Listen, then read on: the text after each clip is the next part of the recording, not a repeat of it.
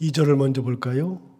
보라, 나 바울은 너희에게 말하노니 너희가 만일 할례를 받으면 그리스도께서 너희에게 아무 유익이 없으리라.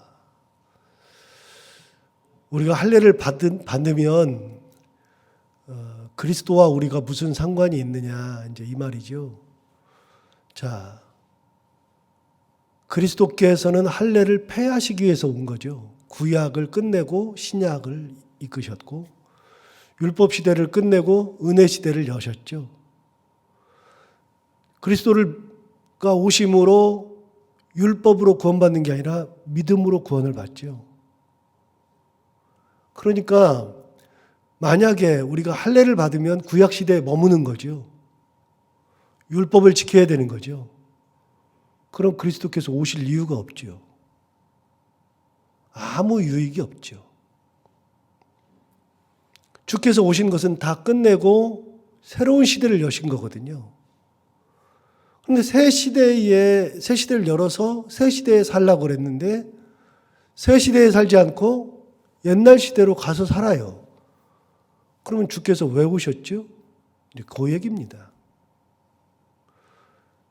주님께서 오신 정확한 이유가 이것을 끝내는 것인데 도대체 왜 거기에 가서 머물러 있느냐, 이제 이 말을 하는 겁니다. 자, 그럼 2절을 다시 볼까요? 보라, 나 바울은 너희에게 말하노니 너희가 만일 할례를 받으면 그리스도께서 너희에게 아무 유익이 없으리라. 있으나 마나죠. 뭐하러 오셨어요? 유익이 없죠. 자, 3절 계속 보시면 내가 할례를 받는 각 사람에게 다시 증언하노니 그는 율법 전체를 행할 의무를 가진 자라. 자, 너희들 중에서 할례를 받으려고 돌아가는 사람들이 있다. 할례를 받으려고 돌아가는데 중요한 것은 할례를 받으러 돌아가면 율법 시대로 가는 거죠. 그럼 율법 시대로 가는 거면 어떻게 해야 돼요? 그는 율법 전체를 행할 의무를 가진 자라. 할례 시대로 돌아가니까, 할례를 받으러 가니까, 예수님과 상관없으니까, 그러니까 그 사람은 율법 전체를 지킬 의무를 가진 자다. 자, 구원을 어떻게 받느냐? 율법을 지켜봤죠. 율법 시대니까요.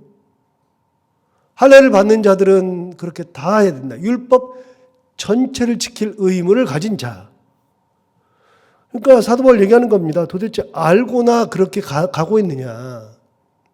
알고 가면은 괜찮은데 너희들은 아무것도 모르면서 사람들이 자꾸만 꿰니까 그래야 구원받는다 그러니까 잘못된 복음, 변질된 복음, 다른 복음을 전하는데 거기에 현혹되어서 넘어가니까 그러면 넘어가는 사람들에게 내가 다시 말한다. 그래, 너희들이 할례 받는 사람들, 안 받는 사람들은 상관없고 안 받는 사람은 믿음 안에서 계속 가는 거니까 상관없는데 할례를 받은 사람한테 그런 사람들이 계속 다시 넘어가니까 그런 사람들에게 내가 다시 말한다. 할례를 받는 자들은 율법 전체를 지킬 의무를 가진 자다. 갈 필요가 전혀 없어요. 옛날 거를 가지고서 그 붙들고서 이거 아니면 안 돼. 그럴 필요가 전혀 없어요. 시대가 바뀌었어요. 시대가 바뀌면 바뀐 시대에 맞게끔 가야죠. 예수님의 은혜 시대인데 그 은혜를 놔두고 다른 거를 가봐야 의미가 없는 거죠. 여러분, 제가 좋아하는 말씀 중에 하나인데 베드로전서 2장 22절 이거는 그냥 외우기도 참 편해요. 베드로전서 2장 22절 다 똑같으니까요. 베드로전서 말면 되는데 베드로후서 2장 22절 여기 이렇게 돼 있어요. 참된 속담에 이르기를 개가 그 토하였던 것에 돌아가고 돼지가 씻었다가 더러운 구덩이에 도로 누웠다 하는 말이 그들에게 응하였도다. 이게 베드로후서 2장 22절 참 재밌는 말씀이잖아요. 개가 토하였는데 토하였는 것으로 다시 가요. 가서 뭐 해요? 개들은요 먹는 것을 상관하지 않아요. 요즘에 이제 뭐 이렇게 개 사료를 이렇게 주고 개 사료만 주로 주지만 그 개들이 개 사료만 먹는 게 아니에요. 원래가 근데 게사료 먹다가 고기 맛을 한번 보면 사료 잘 안 먹어요. 그런데 개는 아무거나 막 먹죠. 그래서 옛날에 어렸을 때는요, 개들이 주로 똥을 먹었다고요. 똥 먹는 개들이 그렇게 많았죠. 뭐 개들은 다 똥을 먹였죠. 그런데 엄마들이 잘못해가지고 싸놓은 것만 먹이면 되는데 애를 그냥 들어 안고서 그냥 세우면서 그걸 먹게 하다가 아이 그냥 그 고환까지 다 먹고 그런 경우 있었잖아요. 개는요, 아무거나 다 먹어요. 자기가 토한 것도 먹어요. 자기가 토하였던 것에 다시 돌아간다. 무슨 말이에요? 자기가 토해놓고 지가 먹으러 간다. 그 말이죠. 근데 우리는, 사람들은, 야, 이씨, 그게 뭐야. 말도 안 돼. 그러잖아요. 그런데 개들은 그렇게 해요. 너무나도 놀랍죠. 사람들은 절대로 불가능한데 개는 해요. 무슨 말이죠?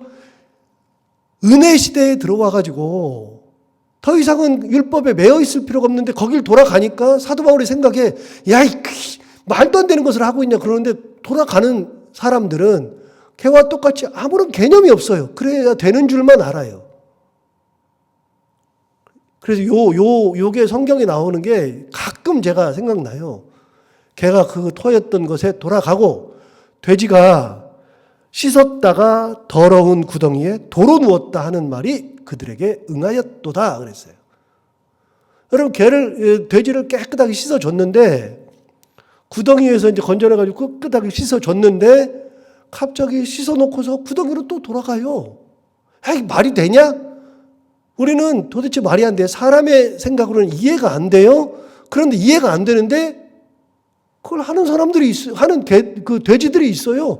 그런 것처럼 사도 바울이 보니까 율법에서 나왔는데 이제는 율법에서 나와서 은혜 시대에 새로운 모습으로 살게끔 하셨는데 옷도 은혜의 옷을 입혔고 은혜의 먹이도 있고 은혜의 삶도 있고 다 있는데 예수 그리스도께서 다 해주셨는데 은혜의 옷을 입은 사람들이 다시 율법에 가서 율법을 다 묻히고서 거기서 뒹굴고 있고 거기 율법의 먹이를 먹고 있고 은혜의 그 율법의 삶을 살고 있으니까 사도 바울이 보니까 야, 이 말이 되냐 그러는데 그러고 있단 말이죠.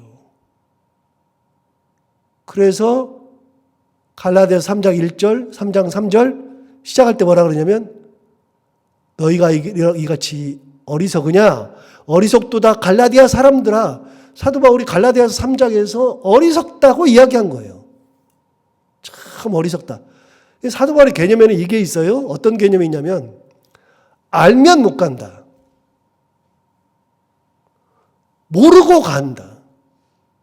그걸 꿰는 사람들이 그렇게 했을 때 아무것도 모르고 간다. 율법을 알면 갈 수가 없어요. 도대체가. 다시는 못 가요. 그런데 간단 말이죠. 거기에 가서 다시 뒹굴고 거기 가서 다시 먹고. 자, 2절 3절 다시 볼까요? 보라 나 바울은 너희에게 말하노니 너희가 만일 할례를 받으면 그리스도께서 너희에게 아무 유익이 없으리라. 내가 할례를 받는 각 사람에게 다시 증언하노니 그는 율법 전체를 행할 의무를 가진 자라. 주께서 율법을 그만 지키라고 은혜로 살라 그랬는데 율법 시대로 돌아갔으니 어떻게 살아야 돼요? 율법을 지켜야죠. 율법을 지켜야죠. 근데 이게 큰 모순이 하나 있어요. 그걸 그 율법을 지켜야 된다, 할례를 행해야 된다라고 하는 사람들은 다 정통 유대인들이에요. 정통 유대인들이 할례를 지켜야만 구원받는데요. 그런데 모순이 하나 있어요. 어떤 큰 모순이냐면 정통 유대인들은요, 이방인들은 유대인이 될 수 없어요. 이방인들은 절대로 유대인이 될 수 없어요. 하나님의 백성이 아니에요. 그런 사람이 할례를 받는다고요? 말도 안 되는 거예요. 그런데 그렇게 현혹하는데도 다 넘어간다. 가서 할례를 행하면 율법 전체를 다 행할 의무를 가진 자다. 그런 말이죠. 4절 계속해서 볼까요? 율법 안에서 의롭다함을 얻으려 하는 너희는 그리스도에게서 끊어지고 은혜에서 떨어진 자로다 같은 말이죠. 여러분 율법 안에서 의롭다함을 얻으려고 해봐요. 그게 이제 구원 받으려고 그러죠. 율법 안에서 의롭다함을 얻으려고 하는 자들은 그리스도에게서 끊어지죠. 예수님과 뭔 상관이 있죠? 예수님은 율법을 끊었어요. 더 이상 율법을 지키지 않아도 되도록 했어요. 그런데 은혜 시대를 열어줬는데 은혜 시대에 예수님께서 기다리고 계시죠. 그래서 믿음으로 구원받죠. 주께서 우리를 위해서 돌아가셨죠. 그런데 율법에 가 있으면 예수님께서 죽을 이유도 없죠. 은혜도 필요 없죠. 다 필요 없어요. 그래서 결국은 예수 그리스도에게서 끊어진다. 은혜에서 떨어져 나간다. 잘못된 거예요. 그래서 신앙생활 하면서 다른 거에 여러분 매여 있지 마세요. 지금까지는 이제 우리 교회 성도들은 하도 설교를 들어서 이제 그렇게 점점 더 생각하지만 지금까지는 교회에서 우리를 매는 경우가 많았어요. 매여 있지 마세요. 어떤 의무에서 매여 있지 마세요. 의무가 어디가 있어요? 예수 그리스도 안에서는 주의 영이 계신 곳엔 자유함이 있느니라. 예수님의 은혜 가운데 자유를 누리며 사세요. 신앙생활은요, 의무로 하는 게 아니에요. 신앙생활은 자유함에서 하는 거고, 은혜로 하는 거고, 기쁨으로 하는 거고, 감사해서 하는 것이 신앙생활이지, 신앙생활 하지 그러면서 의무로 신앙생활하는 것은 하나님의 뜻이 아니에요. 내가 이거를 꼭 해야 된다가 없어요. 그런 게 세상에 어디가 있어요. 그래서 신앙생활하면서요, 매여 있지 마세요. 의무에. 그것이 뭐라 할지라도 예수 그리스도 외에는 매여 있을 게 하나도 없어요. 자, 여러분 우리가 신앙생활하면서 여기까지 왔어요. 지금 여기는 이제 연세 많으신 우리 권사님도 계시고 장로님도 계시고 뭐 다 계세요. 그런데 여러분 여기까지 오셨는데 가만히 보세요. 옛날에 우리가 신앙생활 할 때 뭐 이렇게 교회에서 열심히 활동도 하고 뭐 이것도 하고 저것도 했어요. 그런데 여러분 남는 거는요, 지금도 남는 것은 믿음밖에 없어요. 은혜밖에 없어요. 그거 옛날에 내가 안 했으면 내가 구원을 못 받아요? 여기 없어요? 아니요. 그거 안 했어도 되는 거예요. 그런데 그때는 그게 해야만 된다라고 의무로 생각하고 살았던 때가 있어요. 의무 없어요. 신앙생활에 의무가 없어요. 신앙생활은 권리예요. 기쁨이고 감사고 예수님의 은혜 가운데 하는 것이 신앙생활이에요. 그래서 신앙생활을 막 짐을 지고 막 신앙생활하는 게 아니라 신앙생활은 짐을 내려놓고 예수님 바라보고 예수님 따라가고 예수님 은혜 가운데 살고, 그게 신앙생활이에요. 그래서 신앙생활은요, 자유함이 있어야 돼요. 주의 영이 계신 곳에는 자유함이 되니라. 굉장히 중요한 거예요. 뭔가 매여 있으면 안 돼요. 그게 교회여도 매여 있으면 안 돼요. 교회에 매여 있는 게 아니고요, 예수 그리스도에게 매여 있는 거여야 되고, 목사에게 매여 있어도 안 돼요. 목사가 뭐라고요? 목사 아무것도 아니에요. 목사는 하나님의 종이지. 목사에게 매여 있어도 안 되는 거예요. 누구에게도 세상에는 매여 있을 게 없고요. 예수 그리스도만 바라보고 예수 그리스도의 은혜 가운데 살고 예수님에게 매여 있고 하나님에게 매여 있는 것 외에는 사람에게 매여 있으면 안 돼요. 목사를 위해서 목숨을 걸 필요가 없어요. 그래서 목사를 지켜야 된다 그럴 필요 없어요. 목사가 잘못하면 목사도 저기 하는 거죠. 그래서 옛날에 설교하시면서 목사님들이 가끔 그런 얘기 했어요. 목사 대적하다가 뭐 병이 걸렸느니 죽었느니 뭐 그런 소리 하는데, 아 정말 그 나쁜 소리예요. 목사 대적하다 그렇게 됐어요. 신앙을 제대로 안 하다가 하나님의 은혜 가운데 살지 않으면 그렇게 될 수도 있는 거지. 꼭 그거 하나 가져다가 목사에게 대적하다가 뭐 말을 잃어버렸다는 둥, 뭐 암 걸렸다는 둥, 죽었다는 둥 그런 소리 하는데 말도 안 되는 소리예요. 하나님의 은혜 가운데 살지 않으면 세상에 누구라도 대적하는 거죠. 그래서 교회에도 매여 있을 필요가 없고요. 목사에게도 매여 있을 필요가 없어요. 다만 신앙생활을 하면서 은혜 가운데 교회를 섬기고 성도를 섬기고 은혜를 나누고 낮아지고 배려하고 내가 먼저 희생하고 이래야 되는 거지. 그거는 의무로 낮아지고 의무로 배려하고 의무로 희생하는 게 아니라 은혜 가운데에 감사해서 자발적으로 순종하고 자발적으로 말씀 지키고 자발적으로 낮아지고 자발적으로 배려하고, 그래서 모든 것들은요 은혜 가운데에 은혜가 너무 기뻐서 감사해서 하나님 앞에서 그 모든 것을 감당하는 거지. 그게 먼저 있으면 안 돼요. 그래서 계속 말씀드리잖아요. 예수 그리스도 앞에 있는 것은 없다고요. 주님을 앞서는 것은 세상에 아무것도 없어요. 주님이 앞서 있고 주님의 은혜를 따라가다 보니 주님의 길을 가고 싶은 거예요. 가지는 거예요. 그래서 주께서 희생하셨으므로 나도 희생하고, 주께서 십자가를 지셨으므로 나도 십자가를 지고, 주께서 나누셨으므로 나도 나누고, 먼저 나누고 희생하고 아니에요. 전부 다. 율법 시대는요 의무가 강했어요. 제사를 드려야 하고 율법을 지켜야 하고, 하나라도 지키면 구원 못 받으니까 무조건 어떤 일이 있어도 해야 되고, 잘못되면 또 제사 드리고. 율법 시대는 의무 시대예요. 그러나 은혜 시대는요 누리는 시대예요. 매여 있을 필요가 없는 누리는 시대. 자, 5절부터 볼까요? 우리가 성령으로 믿음을 따라 의의 소망을 기다린다 그랬어요. 참 재밌는 표현을 했어요. 우리가 첫 번째 성령으로, 두 번째 믿음을 따라, 그 다음에 뭐 하느냐? 의의 소망을 기다린다.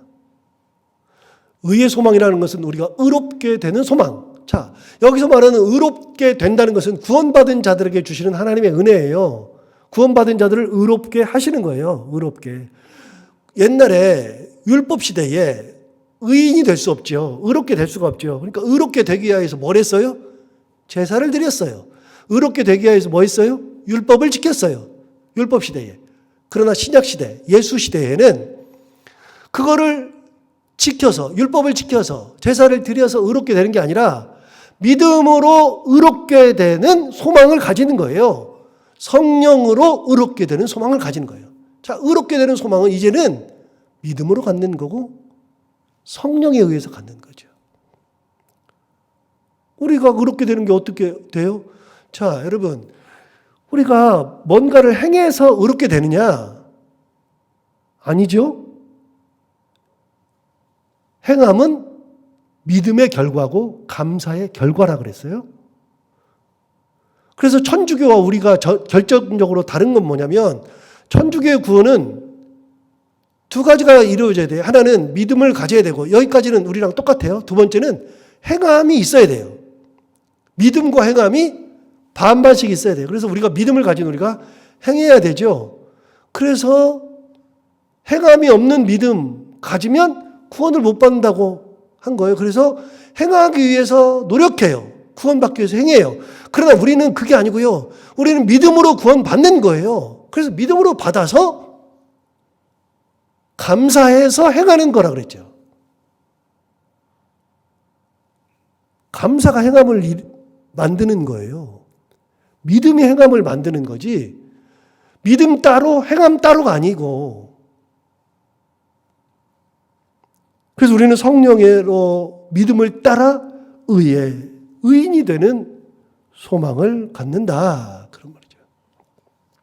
6절, 그리스도 예수 안에서는 할례나 무할례나 효력이 없으되 사랑으로서 역사하는 믿음뿐이니라. 이제 드디어 이제 율법에서 조금씩 나와요. 오늘까지가 율법이에요. 참 대단하죠. 율법에서 나오기 시작해요. 어떻게 나오느냐? 그리스도 안에 있을 때에는 할례나 무할례나 효력이 없어요. 왜 그럴까요? 그리스도 안에서는 왜 할례나 무할례나 효력이 없을까요? 왜냐하면 예수님이 그거를 한 번도 생각해 보신 적이 없어요. 주님께서 그거를 어떤 조건으로 만드신 적이 없어요. 주님은 할례자나 무할례자나 유대인이나 이방인이나 남자나 여자나 어떤 처지건 어떤 사람이건 구분한 적이 없어요. 자, 주님께서 할례자들만 다 모여 이리 와 할례자들 이쪽 줄 서, 무할례자들 이리 와 이쪽 줄 서, 그러신 적이 없어요. 주님이 사람을 할례와 무할례로 나눈 적이 없어요. 우리 주님은 부자와 가난한 자로 나눈 적이 없어요.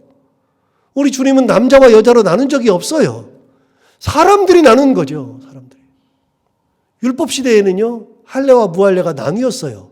하나님이 나누셨으니까. 그러나 은혜 시대에는 할례와 무할례는 나눈 적이 없어요. 그러면 주님이 생각해 보지도 않고 주님이 나누지도 않았어요. 그런데 자기들 스스로 나누고 있어요. 뭔 의미가 있어요? 의미 하나도 없죠. 자, 그 얘기예요. 그리스도 예수 안에서는 할례나 무할례나 효력이 없어도 그러면 주님 안에서는 뭐가 효력이 있느냐? 사랑 안에서 역사하는 믿음뿐이니라. 드디어 이제 그 율법에서 나오기 시작해요. 은혜 시대에는 사랑 안에서 사랑으로서 역사하는 믿음. 주님께서 이걸 보시는 거예요. 자, 중요한 게 있어요. 핵심은요, 믿음이에요. 사랑으로 역사하는 믿음. 핵심은 믿음. 그러나 그 믿음이 어떻게 나타나냐? 사랑으로 역사가 일어나는 믿음. 그래서 은혜 시대에는요, 뭐가 남느냐? 사랑이 남고, 믿음이 남고, 은혜가 남고, 감사가 남고, 기쁨이 남고, 자유함이 남고, 그런 것들이 단어가 바뀌었어요. 다 바뀌었어요. 그래서 신앙생활 하면서는요, 그래서 아까도 말씀드린 것처럼 막 의무로 막 해야지, 거기에 매여있지 말라 그랬죠. 의무감 떨쳐버리고요, 자유함으로 하는 게 신앙생활이고, 은혜 시대에는 하나님을 바라보며 감사하고 기뻐하고 그 은혜 가운데 행복하게 살아가는 거, 이게 은혜 시대죠.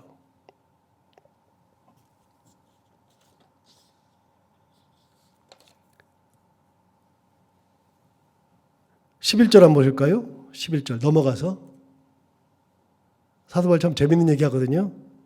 형제들아, 내가 지금까지 할례를 전한다면 어찌하여 지금까지 박해를 받으리요? 그리하였으면 십자가의 걸림돌이 제거되었으리니. 무슨 말이죠? 자, 다시 읽어볼게요. 형제들아, 내가 지금까지 할례를 전한다면, 만약 사도 바울이 할례를 전한다면, 사도 바울은 할례를 전한 적이 한 번도 없죠. 단 한 번도 할례를 행해야 된다고 해본 적이 없어요. 할례를 전하지 않았어요. 그런데 만약에 내가 지금까지 할례를 전한다면 그럼 어떤 일이 일어나느냐? 어찌하여 지금까지 박해를 받으리요? 자, 옛날로 돌아가 볼까요? 사도 바울이 죽은 것은 뭐 때문에 죽었어요? 복음 전한다고 죽었어요? 아니요. 사도 바울이 죽은 것은 할례 때문에 죽었어요. 사도행전 15장에서 할례 때문에 예루살렘 공의회를 열어가지고 할례는 안 해도 된다. 그래서 사도들이 나에게 짐을 지어주지 않았다. 4가지만 조심하면 된다. 뭐 목매어 죽인 거, 뭐 간음하는 거, 피 뭐 이런 거, 그런 것들 4개만 안 하면 된다. 원래 뭐 다 지키는 거니까요. 괜찮은 거예요. 그렇게만 하면 된다. 할례는 안 해도 된다. 그러면 사도들이 뭐라 그랬다고요? 나에게 이제 이거 갈라디아에서 나온 거예요. 나에게 가난한 사람들을 잘 돌봐줘라 그랬더니 사도 바울이 뭐라 했냐면, 나는 옛날부터 가난한 사람들의 마음이 있어서 잘 돌봐줬었다. 이런 얘기 했었어요. 사도 바울은 꺼리낄 게 하나도 없어요. 그래서 예루살렘 공의회 때 사도행전 15장을 통해서 할례 문제를 해결했는데, 그런데 그 이후로도 계속 정통 유대인들이 할례 문제 가지고서 걸고 또 걸어. 지금 이걸 쓰는 순간에도 할례 때문에 박해받고 있죠. 그리고 결국은 사도 바울이 할례 때문에 예루살렘에서 붙잡혀가지고 거기서 가이사랴에서 로마에 가서 순교하죠. 뭐 때문에요? 할례 때문에. 사도 바울은 평생 할례 문제 가지고 싸운 겁니다. 그래서 우리가 할례를 이야기하지 않습니다. 할례가 이제 사도 바울에게서 끝난 겁니다. 그걸로 끝난 겁니다. 사도 바울이 자기가 죽음으로 할례 문제를 다 해결한 겁니다. 그 저항이 엄청났습니다. 할례 문제의 저항이 어마무지하게 컸습니다. 자, 그 말입니다. 지금은 죽지 않은 때인데 지금도 11절 다시 보시면 형제들아 내가 지금까지 할례를 전한다면 어찌하여 지금까지 박해를 받으리요. 그러면서 뭐라 그러냐면 그리하였으면 십자가의 걸림돌이 제거되었으리니 만약에 내가 할례를 전했으면 십자가를 내가 전하는데 사람들이 자꾸만 나를 박해할 뿐만 아니라 할례 받아야 된다 그러고 막 어디를 가나 너희들에게 십자가 그것도 있지만 할례를 받아야 된다고 지금도 계속 얘기하고 너희들 중에서도 할례로 넘어가는 사람들도 있고 막 그러는데 내가 만약에 할례를 전했으면 그 사람들이 그렇게 안 했을 거고 오히려 십자가를 더 잘 전했을지도 모른다. 오히려. 그러나 그건 하나님의 뜻이 아니다. 예수 그리스도 뜻이 아니다. 그래서 배워요. 주님의 뜻이 아니면 할 게 없어요. 주님의 뜻이 아니면 성도들을 막 이렇게 저렇게 할 필요가 하나도 없어요. 그래서 뭐만 전하면 돼요? 십자가만 전하면 되고 은혜만 있으면 되고 하나님의 그 크신 사랑 그것만 있으면 되는 거잖아요. 자, 마지막 12절부터 너희를 어지럽게 하는 자들은 스스로 베어버리기를 원하노라. 어떻게 하라고요? 그렇게 할례 자꾸 전하는 사람들 뭐 하라고요? 떼내버려라. 베어버려라. 쓸모없다. 베어버려라. 13절 형제들아 너희가 자유를 위하여 부르심을 입었으나 그 자유로 육체의 이건 내일이요. 아무튼 그렇게 해서 다 베어서 없애버리면 된다. 끝내라. 곁에 둘 필요가 없다. 그 말이죠. 자, 은혜 시대는 자유함이 있는 시대라는 말씀을 오늘 드렸습니다. 자유. 매어 있을 필요가 없어요. 할례 문제뿐만 아니라 오늘날에도 교회에서 우리를 메고 있는 것이 있다면 다 벗어버리고 은혜 가운데 감당하는 거예요. 은혜 가운데. 믿음으로, 성령으로. 오늘도 이 말씀을 다시 한번 기억하면서 하나님의 은혜 가운데 살아가는 저희들 모두가 되기를 바랍니다.